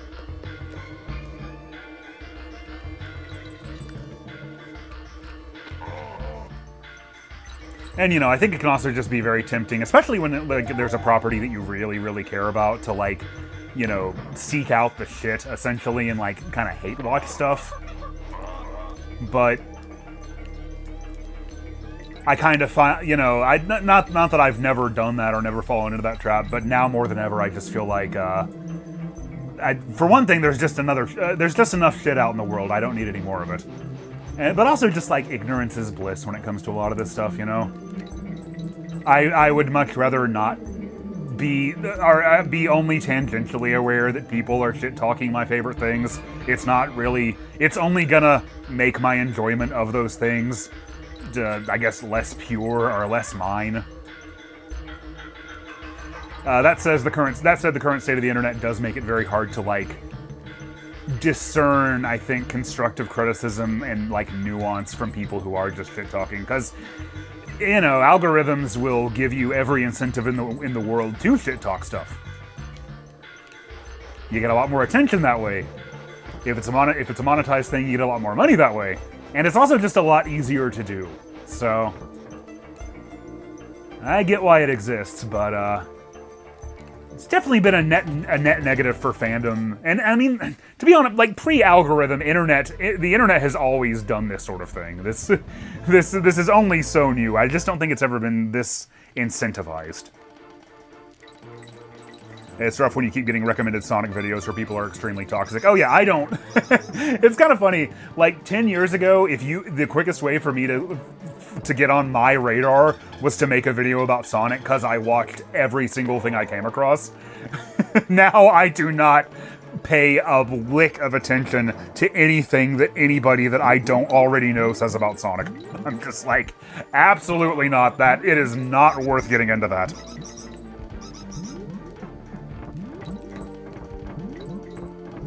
The Doctor Who community is having a huge doomsday after the last 2 seasons.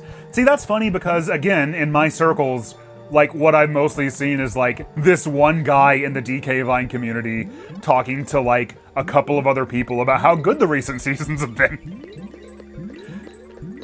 So, that's actually another good tip, is that, like, smaller communities tend to be a lot more stable. Because, like, I think people just kind of not universally. Any community can have like, you know, people who, you know, get really into, like, their passions, let's just say. But you at least get to know people, and also it's much easier to to moderate that kind of thing when you can actually, like, recognize people within the community. It's one of the big advantages that, like, the old internet had before, you know, the internet was mostly relegated to a couple of apps and websites.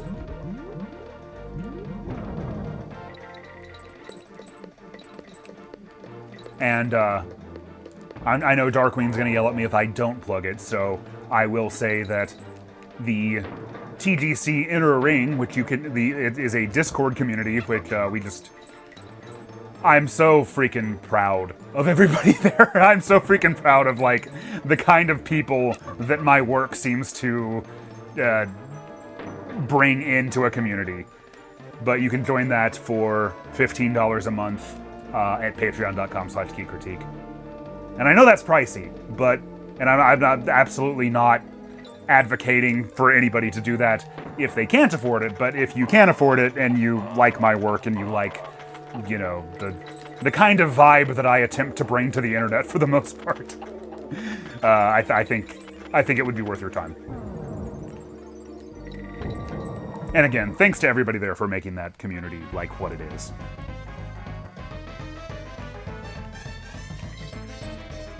It's an extremely rare me doing a bonus stage because I'm bored of Castle Crush. This, by the way, is the third level in DKC2 that I don't really care for. It's a Red Hot Ride, Bramble Blast, and Castle Crush. And what do they all have in common? Being kind of slow with no way to speed them up.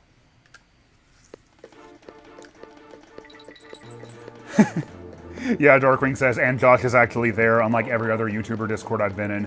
Yeah, I'm not really in too many other YouTuber Discords. I'm in Shaymay's, and he's in his too, but it's kind of funny that people always come in and say that, like, they're surprised that I'm there and participating. And it's like, I mean, I think that a lot of YouTuber Discords, like, if you're any level of, like, a popular YouTuber and you have a free and open Discord community, then what it's going to be is it's just immediately going to turn into, like, so many people being in there that, like, you don't really even feel like you can get a word in edgewise. And, you know, that is admittedly one reason that we that we have a paywall on it.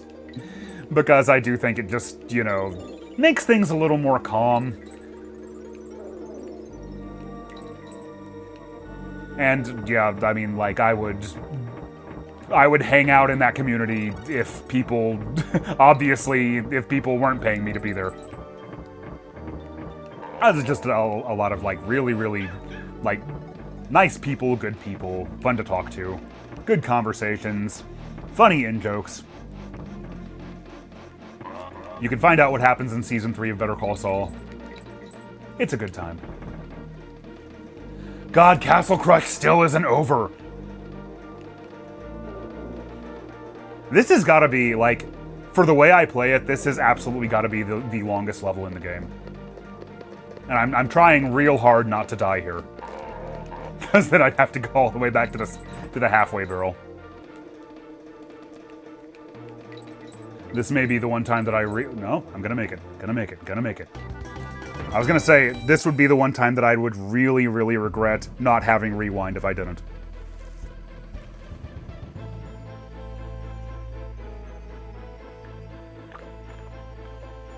Auto-scroller is derogatory, yeah, exactly.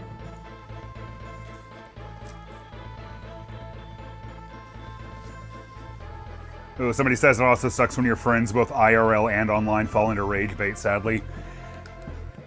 Yeah, like I said, that's been the primary way, since I really took the effort to, like, you know, not hate watch things, to like tune my social media to avoid that sort of thing. So the main way that I do see things is when people are talking about the rage bait.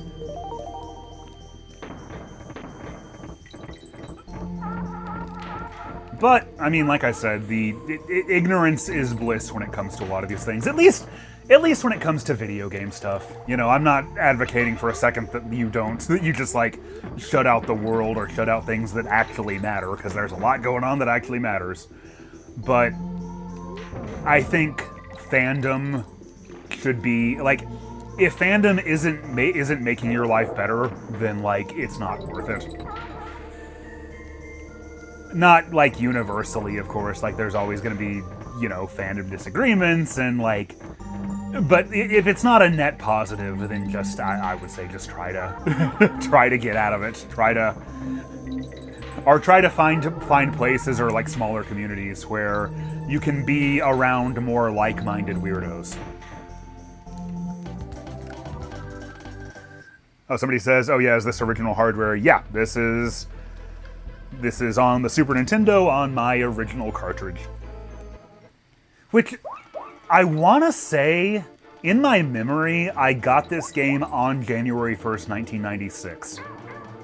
I don't think that can possibly be true because I don't think the mall would actually be open on New Year's Day. But I think what it actually probably is that I got this game right after New Year's in 96. Because I'd rented it several times over, like, Christmas break in 95. And I just have this incredibly vivid memory of, like, being at the mall, in the food court, with Mom, with, like, at the time, the game store, which is now GameStop. It's still there and it's still in the same place, but of course now it's a GameStop. But at the time it was called Software Etc. So I had my plastic Software Etc. bag that had my very own copy of DKC2 in it. I was just so excited. Because I'd rented it and I knew I knew how much I loved this game.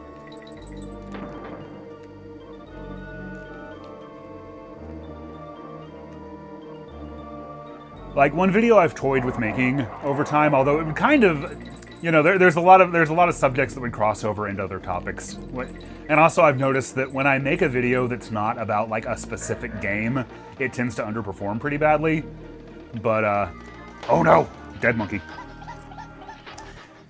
But I think it would be interesting to sort of talk generally about the impact of Rare on, like, people my age and a little older and maybe a little younger specifically. And how, like, to me, I was a Sega kid first and foremost, right? Sonic was my entry point into gaming, and, like, the Super Nintendo by, like, the mid-90s they were both very cheap, and also I was an only child, so, you know, it was relative. Like, I ended up having both a Sega Genesis and a Super Nintendo in pretty short order. But I would, like, even once I got the Super Nintendo, like, Mario was fun, you know? The games I had on Super Nintendo were pretty neat. But I was always just way more into Sonic and way more into Sega's output. And, it wasn't until I played DKC2 that really changed. And, you know, at the time, there was no separation that I was even aware of between Rare and Nintendo. I didn't understand that Rare was even a separate developer from the guys who made all the Mario games. And, you know, I was very lucky in a sense that we were heading into this period where Rare was really gonna be on fire for the next several years. But what I came to find out was that a lot of what Nintendo meant to me and what I thought of as the appeal of Nintendo was actually Rare. And I think that's why the GameCube era, for me and for a lot of people, you know, around my age, who were that married to the idea that Rare was Nintendo and vice versa, that was just a very bitter pill for us to swallow, I think.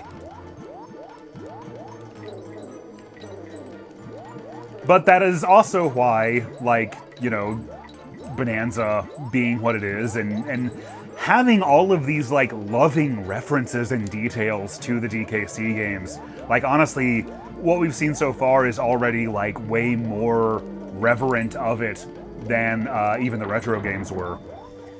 Like for example, on the fossil texture, like when you get like a fossil map in the game, if you look at that, like what it's showing there is the Northern Hemisphere, and like you can see Wrinkly Save Cave, you can see like Krimatoa raised up and marked. So it seems like a lot of people on the Bonanza dev team have, you know, a lot. It seems like they have a lot of love for the whole of what Donkey Kong has been, and they're bringing that into the game, or at the very least that they've done their homework on it, which is just so fulfilling to see. And you know, the fact that Rare that Rare so defined Nintendo to me is also why like things like the Banjo-Kazooie Smash Brothers trailer, you know, hit as hard as it did, because you know, like when Banjo-Kazooie was like Nintendo published Banjo-Kazooie, Nintendo owned that IP outright until the buyout happened. So, you know, Banjo was as much a Nintendo character to me as Mario and Kirby and Link were. So, you know, to see them, especially just the way they did it with, you know, reprising the K. Rool trailer and having, you know, sort of indirectly acknowledging all of that, it was just perfect. Like, I don't think anybody could have done it better than what they did.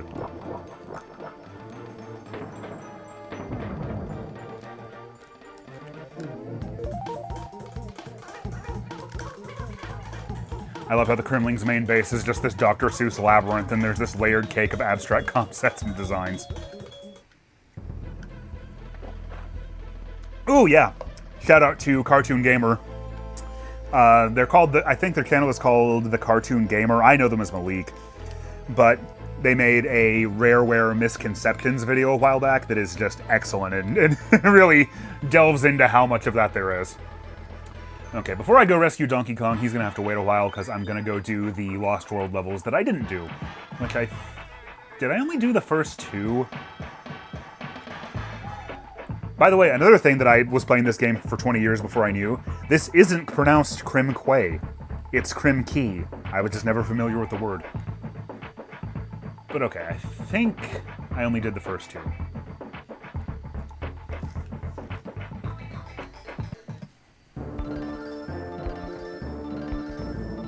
Let's see, somebody says, did you end up playing Nuts and Bolts? If so, what did you think of it? You know, I mean, it was kind of the way I thought of it, I wasn't surprised that people were so freaking down on it or so, like, angry about it, like, after all that time. And especially, I think, the way that they, like, debuted it. Like, it had a teaser trailer that made it look like it was, you know, gonna be another Banjo game, and didn't really say that it was gonna be, you know, not a traditional Banjo game. So I get people feeling burned by it, but, you know, at that time, I did that backwards. I was just really happy to see another Banjo-Kazooie game more than anything. It's funny, like, looking at it now because it had quote-unquote only been 8 years, but, you know, I was a lot younger, so 8 years seemed like a lot more than it does now.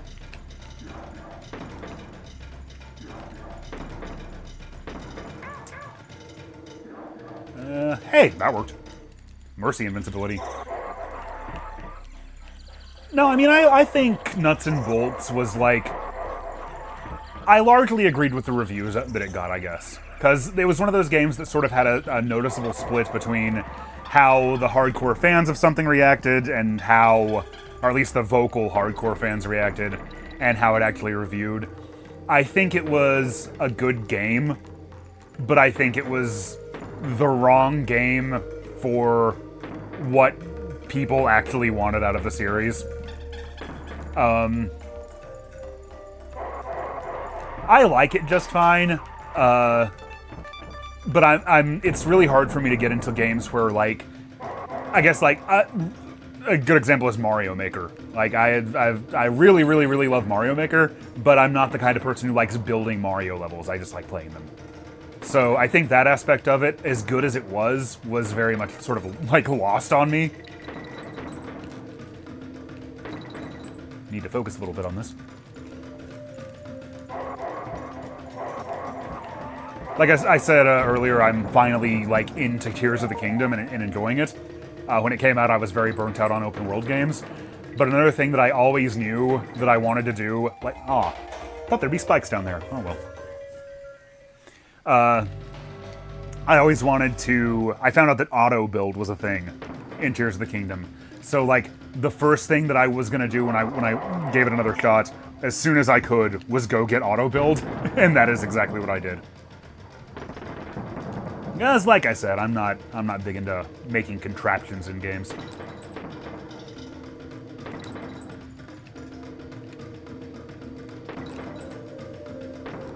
This is the Lost World. We're gonna need to focus.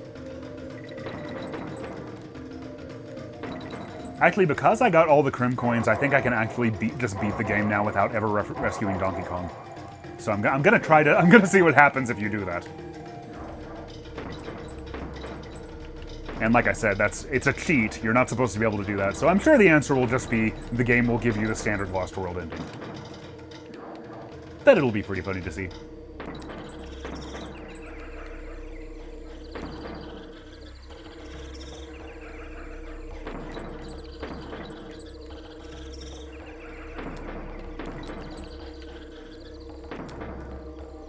Yeah, the Lost World's like really, really memorable in this game because all of its stages, like for one thing, you get like an entirely new level archetype that's only in the Lost World, that being this jungle theme.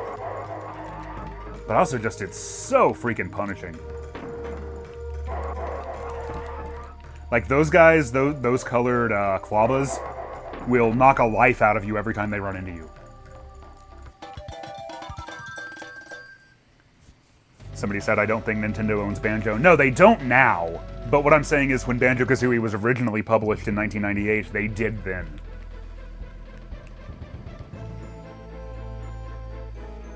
Like, Rare made the IP, but Nintendo owned it until they sold it to Microsoft.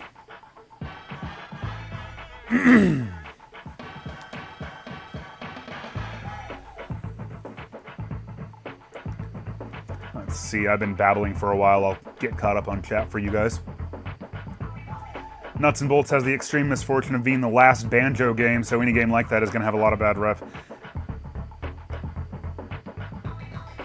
Yeah, I think people are much kinder to Nuts and Bolts now than they were back then even.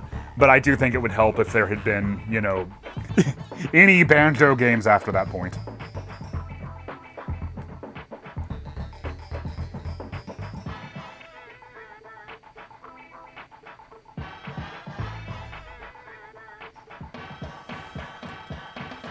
Give me just a second, I'll be right back.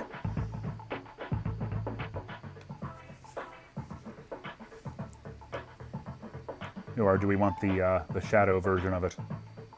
We'll go with the shadow version of it. Actually, no, that doesn't make it clear what's happening for people who aren't paying attention. We'll go with the standard version.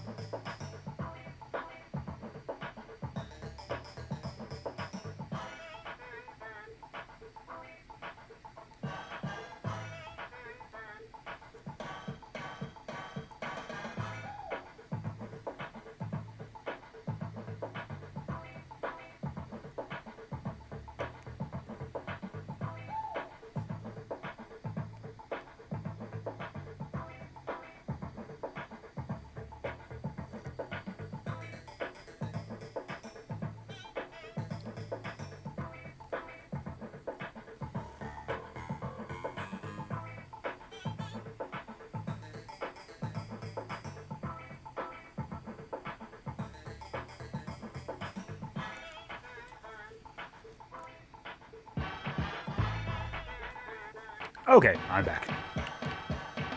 Let's see, somebody was saying that they can hear the...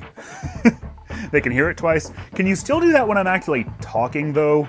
Because there should be... I think I've got this thing set for noise cancellation, so that should be cutting it out as long as, like, vocals are happening sometimes anyway.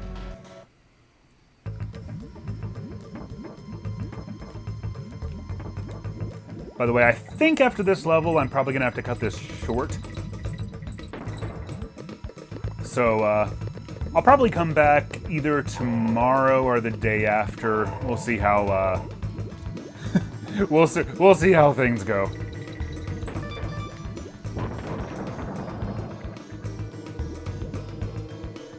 Huh, why did he blow up like that?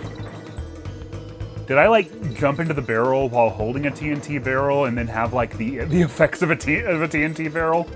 That was cool.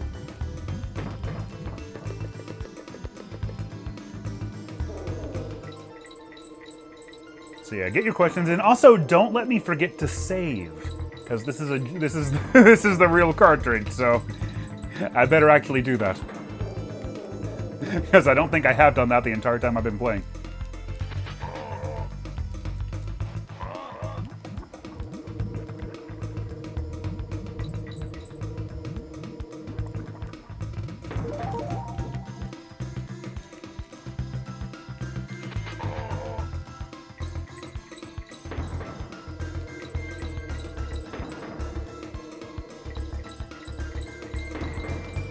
You putting save in all caps like that just makes me think of Deltarune. Which, oh my god, I'm not gonna say anything about it because spoilers. You know, the game just came out a couple of weeks ago. Oh no! Oh, that happens to me all the time on this level.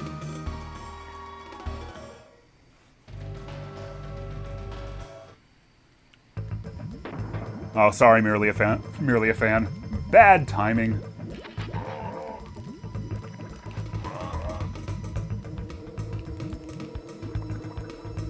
Save those monkey coins? Is that what it said? I think they're banana coins. But yeah, that cat of nine tails in particular just really nastily placed. Yeah, you.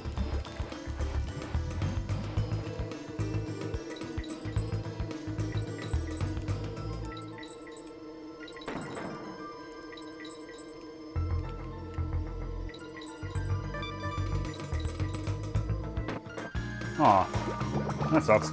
I saw somebody asking how great of a package is Sonic Origins /Plus to you. I mean, I've always been on the record of, you know, digging Sonic Origins. I think it's another sort of case where, not that there weren't plenty of criticisms to be made, but I think a lot of the way that they were made and a lot of the volume on it was very little bit overblown. Like, when it's loud enough that, like, my wife, who does not, like, ordinarily know much about Sonic beyond what I babble about, when she's aware of it, then, like, you know people are being really loud. And I'll never forget her reaction when I told her that all of this music discourse that she was hearing was over, like, the music in, like, 3 zones in one game. Because the impression that she got was, like, that an entire soundtrack. That's what you gotta do. Was that, like, Sonic 3's entire soundtrack had been replaced. Just from, you know, the way people were talking about it. But no, I think Origins is a perfectly cromulent and, in most ways, very, very good way to play the classic games. Very accessible. Good deal. Glad we finally got, like, a retro engine remake of Sonic 3 and Knuckles.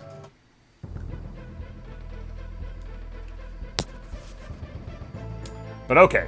Saving the game, signing off. Okay. Oh, somebody asked, was that a Sonic parody enemy? Yeah, I was saying earlier, Cat o' Nine Tails has, like, the same color scheme as Sonic, he has the same mono eye as Sonic, so I do wonder. But yeah, alright. Yeah, Bird Lady's gonna be home in a few minutes. So I'll say hi to her. Thank you for sticking with me, everyone. No, it's been a while. I will do my best to do my duty to make this sort of thing a little more regular. But yeah, it's just been one thing after another this year. But until next time, thank you so much for sticking with me. Like I said, I'll try to come back in the next day or two and actually fucking finish Donkey Kong Country 2. That's a very old reference. And until next time, you keep geeking, I'll keep